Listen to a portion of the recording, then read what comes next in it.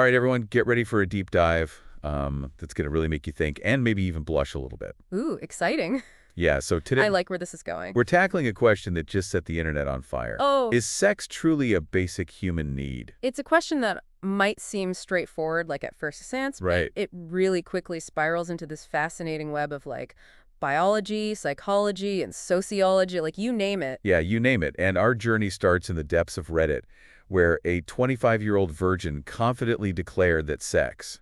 Just made that Oh, ad important. bold statement. Bold statement, and you can imagine, like, the comments section just erupted. Oh, yeah, I can only imagine like what went down in there. I know, I know. But what's so interesting is how this one single post highlights this huge difference between, like, individual experiences and universal needs. Yeah, just because one person doesn't necessarily feel a strong drive for something doesn't mean it's not essential for others or even for like the continuation of our species, you know? Exactly, and this Redditor really leans into their personal experience. They say they've never felt that primal urge for sex, even though they admit to thinking about it more than the average person. That's fascinating because it almost suggests a possible disconnect between like mental arousal and physical desire. Right. It really speaks to the complexity of human sexuality, you know, where Yeah. thoughts and feelings aren't always like perfectly aligned. And hold on to your hats, because this Redditor goes on to say they find romantic relationships more trouble than they're worth. Oh, really? They see them as potential traps, valuing their independence and friendships above all else. You know, it's interesting if we kind of like zoom out and look at the bigger picture. This perspective aligns with a growing trend, especially among younger generations, of like questioning traditional relationship models. Yeah. There's a real shift towards like prioritizing personal fulfillment and finding connection in diverse ways that go beyond the romantic.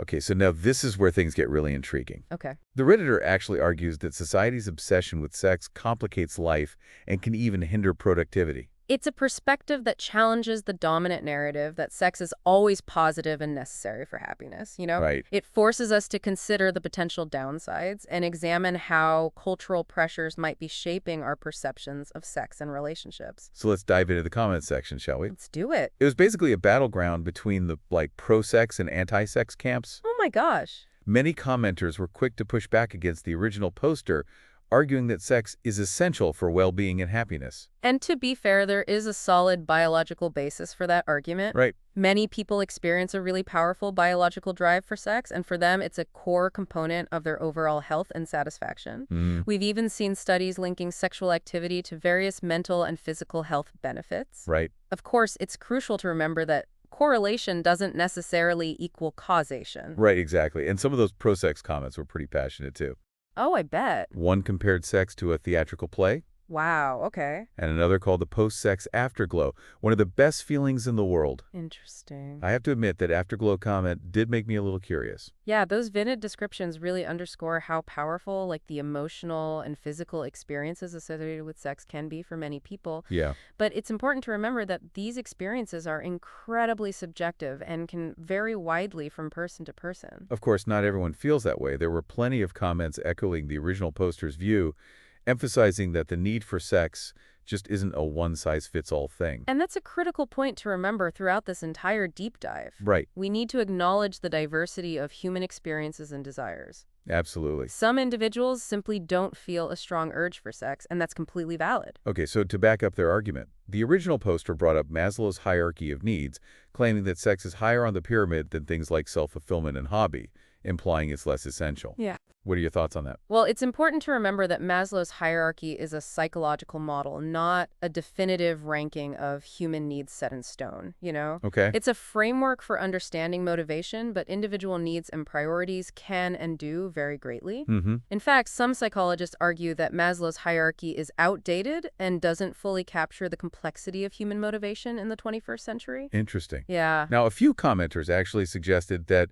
the original poster might be asexual, Okay. which sparked another debate about what asexuality actually means. This highlights a common misconception about asexuality. Okay. It's a valid sexual orientation where individuals just don't experience sexual attraction. Hmm. It's not about choosing to abstain from sex. It's a fundamental aspect of their identity. That's an important distinction. Yeah. And it makes me wonder how much of our understanding of sexuality is shaped by Biology versus like social and cultural influences. Ah, that's the million-dollar question, isn't it? Right. While biology undeniably plays a role, our experiences, values, and societal norms have an incredible impact on how we perceive and experience desire. Right. It's a complex interplay, and teasing those influences apart is no easy feat. You know, it's fascinating how a simple Reddit post can open up such a Pandora's box of questions. And before we go any further, I want to remind our amazing listeners to subscribe to Voices of the Soul on your favorite podcast platform. We're pouring Yes. our hearts and minds into these deep dives, and your support means the world to us. And for those of you who want to dive even deeper into these fascinating topics, be sure to check out Shauna Polidge's fantastic YouTube channel. Yes, She explores these ideas with incredible depth and insight, making it the perfect companion to our deep dives here. absolutely. Her videos are like the perfect after-dinner mitt for your mind. Love it. All right, back to our Reddit rabbit hole. Okay, let's go. One of the poster's main concerns was that sex complicates life, especially within romantic relationships. They painted a pretty bleak picture of jealousy, control, and endless arguments, essentially saying it's all downhill once sex enters the equation. It's crucial to acknowledge that while the poster's experience is valid for them, it's not universal. So it's more about the dynamics of the relationship rather than sex being the root of all evil. Exactly. Healthy relationships are built on a foundation of mutual respect, open communication, and a willingness to work through challenges together. Right. The presence or absence of sex doesn't determine the success or failure of a relationship.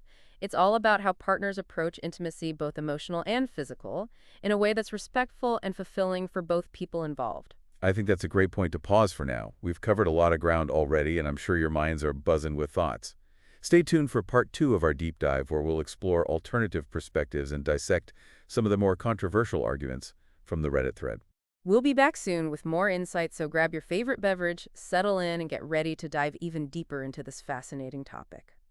Welcome back to our deep dive into whether sex is a basic human need. You know, as we were going through those Reddit comments, Yeah. one thing that really jumped out at me was this underlying assumption that everyone experiences sexual desire in the same way. That's a really important point. It makes me think about like the spectrum of human sexuality. Yeah. Just like we have different personalities, interests, and values. Right. Our sexualities are diverse as well. Okay, so what are some other examples? I'm ready to expand my understanding of the spectrum. For example, some people identify as demisexual, meaning they only experience sexual attraction after forming a strong emotional bond with someone. That makes sense. So it's not just about physical attraction, but the emotional connection plays a key role as well. Exactly. And then there's gray sexuality, where individuals experience sexual attraction only rarely or under very specific circumstances. Wow, so there's a whole spectrum of experiences we need to consider when we're talking about sex and desire. It's definitely not as black and white as some people might think. Not at all. And let's not forget about the impact of life experiences, trauma, and mental health on sexual desire. Right. These factors can significantly influence an individual's feelings and behaviors related to sex. That's so important to acknowledge. It's a reminder that there's no single normal when it comes to sexuality, and we need to approach these conversations with sensitivity and understanding. Precisely. Now, circling back to that Reddit thread, another argument that caught my attention was this idea that sex can be a distraction from more important goals and even hinder productivity. Oh yeah, I remember that the original poster talked about how indulging in pleasure, whether it's sex, food, or shopping, can make it harder to focus and push through challenges. This perspective reflects a particular mindset that prioritizes discipline and achievement above all else. It's often associated with what's called grind culture. Grind culture. I've heard that term before, but can you explain it a bit further? Sure, grind culture is this idea that we should constantly be working, striving, and maximizing our output, often at the expense of our personal well-being and employment. It's this relentless pursuit of productivity. I see the connection now. It's like the original poster is saying that sex, like any form of pleasure, is a threat to this constant grind. Exactly. And this ties back to our earlier conversation about societal pressures and expectations. Right. There's this pervasive message that we should always be striving, achieving, and maximizing our output, leaving little room for rest and pleasure. It makes you wonder, though, doesn't it? Is productivity really the ultimate measure of a fulfilling life? I mean, what's the point of achieving all these goals if we're not allowing ourselves to enjoy the journey along the way? Those are profound questions, and I think they highlight the need for balance in our lives. It's about finding a healthy equilibrium between work and play achievement and enjoyment, discipline, and indulgence. I love that. Finding that sweet spot where we can pursue our passions and goals while also making space for things that bring us joy and connection. Speaking of connection, some commenters brought up an interesting point about the difference between sex and intimacy. That's a crucial distinction. They argued that while sex might not be a basic human need, intimacy and connection certainly are. And I think there's a lot of truth to that. Humans are social creatures. We crave connection with others. But intimacy can take many forms. Absolutely. Intimacy can be physical touch, emotional vulnerability, shared experiences, or even just feeling seen and understood. So sex can be one way to experience intimacy, but it's definitely not the only way. Exactly. And for some people, sex might not even be the most fulfilling or meaningful way to connect with others. That makes me think about all the different types of relationships out there. Romantic partnerships are often seen as the ideal, but there's so much beauty and value in friendships, family bonds, and even the connections we forge within our communities. You're right. It's about recognizing the richness and diversity of human relationships and appreciating the unique ways that we connect with one another. Okay, so we've talked about the spectrum of sexual desire, the potential downsides of grind culture, and the importance of intimacy beyond sex. I feel like we're starting to get a more nuanced understanding of this whole debate. Indeed, but there's still so much more to explore. In the final part of our deep dive, we'll tackle some of the more controversial arguments from the Reddit thread and try to unpack the societal and cultural factors that influence our perceptions of sex and relationships. I'm ready for those spicy comments. And you know what else I'm ready for? What's that? To remind our wonderful listeners to hit that subscribe button and share this episode with their friends. We truly appreciate your support. And don't forget to check out Shauna Pullage's YouTube channel for even more thought-provoking content. She's a true gem, and her videos will blow your mind. Seriously, her videos are the perfect companion to these deep dives. We'll be back soon with the final part of our deep dive, so stay tuned. All right, we're back for the final part of our deep dive into the question of whether sex is a basic human need. It's been quite a journey, hasn't it? It really has. We've explored so many perspectives and challenged some deeply ingrained assumptions about sexuality relationships and even what it means to connect with other human beings. Absolutely. So are you ready to tackle those controversial arguments from the Reddit thread?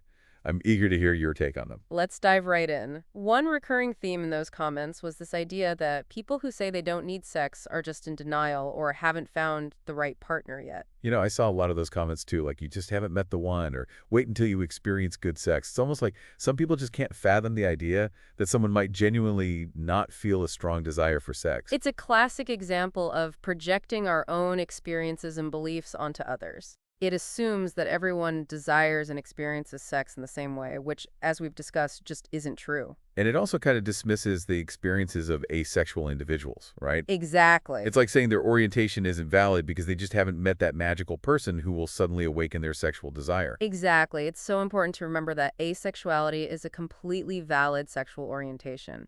Asexual individuals deserve the same respect and recognition as anyone else. Another contentious point that kept popping up was the link between sex and happiness. Yeah. Some commenters were adamant that sex is absolutely essential for a fulfilling and happy life, while others said they found happiness and meaning elsewhere. This really highlights how subjective happiness is and how diverse our paths to fulfillment can be. While sex can certainly contribute to happiness for many people, it's definitely not the sole source of joy or meaning in life.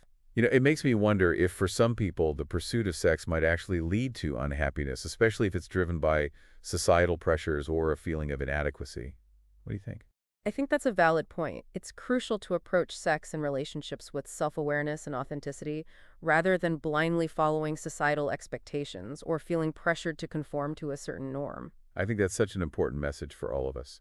Now, there was one comment that really stuck with me. It talked about how the meaning and significance of sex can change over time and throughout different life stages. That's a really insightful observation.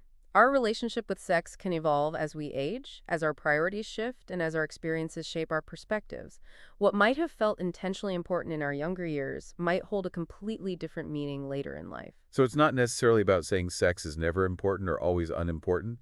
It's more about recognizing that its role of our lives can be fluid and dynamic. Exactly. And this brings us back to the idea that there's no one-size-fits-all answer to the question of whether sex is a basic human need.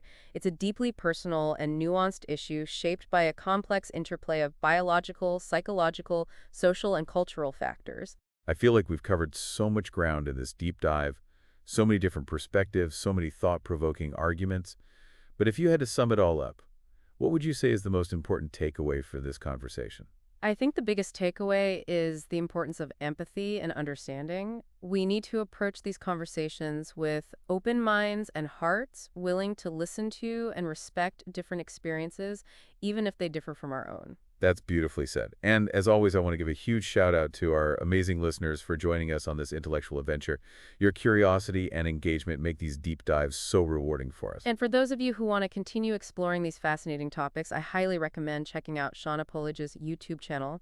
It's a treasure trove of wisdom and insight, and her videos will definitely make you think. I second that recommendation. Her videos are the perfect way to keep those brain gears turning after you finish listening to Voices of the Soul. Well, that brings us to the end of our deep dive. I hope you found this exploration as thought-provoking as we did. We've certainly challenged some assumptions and sparked some intriguing conversations. And who knows, maybe we've even inspired a few of you to rethink your own perspectives on sex relationships and the complexities of the human experience. Until next time, keep those minds curious and those hearts open.